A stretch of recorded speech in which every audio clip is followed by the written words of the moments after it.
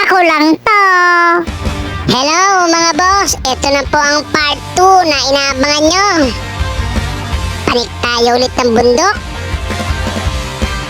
Medyo rough road pero simentado naman po. I-portion na lupa, konti lang.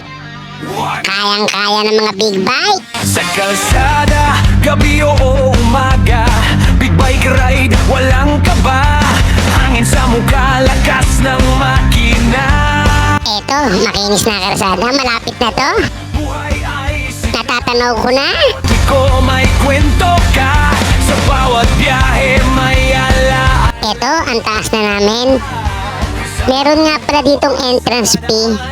30 pesos. Pangalan 1, 2, 3, Parang tulong na rin sa mga nagbabantay. Eto na, nakikita ko ng biyak. Ayan na, lumalaki na yung biyak. Ayan, palaki ng palaki. Iyon, kitang-kita na ang biyak na bato.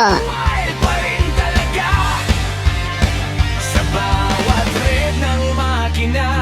Boss mo Ang ganda dito guys, ang ganda ng view. sa eksena. Eto, nagpalipad na ng drone. Si Kuya Franco, shout out, thank you sa drone. Walang kapantay, freedom ang dala sa bawat biyahe. Boss mo, Sean, sigaw mo sa bawat tamboran. Parang si Superman. Guys, ang ganda oh. Kita nyo naman, kitang-kita ang buong Batangas. Hop! Hawak mo ang beat, hawak mo ang gabi. Sa bawat galaw mo ako'y Nagtampo si Kuya Ronel, hindi daw sa kasali sa sayaw. Shout out nga pala sa nakasabay namin mga riders.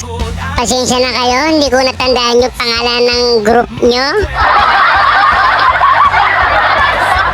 tunay na sa Eto, pababa na kami ng bundok.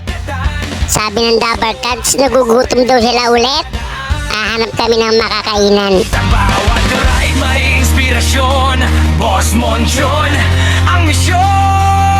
Guys, abangan nyo kung saan kami makakain. Kaya abangan nyo ang part 3 ng Ride ng Biyak na Bato.